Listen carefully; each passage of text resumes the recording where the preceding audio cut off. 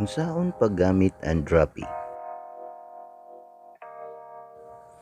Una, maghimo ta og account, register through Messenger. I-search lang sa Messenger ang Droppy og pislita. Then type register. Ug na sila i-send na message balik nimo.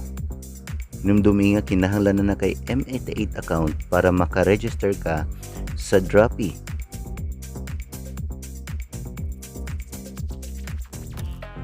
Dayon, i-fill in lang o ibalik og send na nila ang ilahang gipangayo nga mga information. Inigkahuman mag-send na sila ana, we would like to inform you that you can now access droppy.biz. Human ana, ato na siyang i-open ang Droppy account sa Google Chrome. I-type lang imong email o ang password nga gihatag.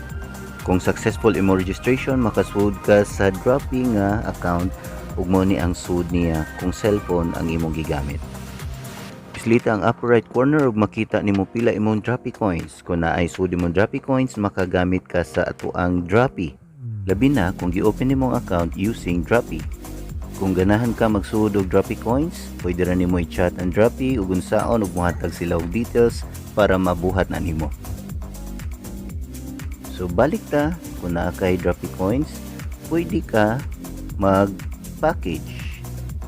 Ang package kay kung ni-appeal ka sa maximum 88 ug ang imong 10,750 nga amount nga products isud nimo sa imuhang virtual inventory. Then mo pili ka kung asa ka na belong, Luzon or Vismen ba?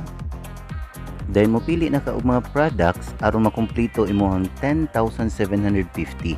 Mag-plus lang ka dinha. Human nga makapili na ka og products ug niabot na og 10,750 ang imong napili, imo na lang i-confirm ug i-submit. Ug na kay product nga inventory dinha sa Droppy. Ug mao na to ang imong magamit nga ipa-deliver sa mga customers nimo using parcel. Unsaon ang parcel? Ang parcel kung naa na kay package or inventory dinha, i-send ra nimo sa customer kung asa siya nabilong. Imo lang ibutang ang complete na name niya, kinahanglan kompleto ang iyahang contact details niya, butang isad og note. Ang note kay pwede na para sa mag-deliver, pwede para sa company o pwede pod aron imong gamiton ang product nga imuha. Ug siguraduha pod nga ang address walay sayop aron moabot gyud ang produkto sa address nga imong gipadalhan.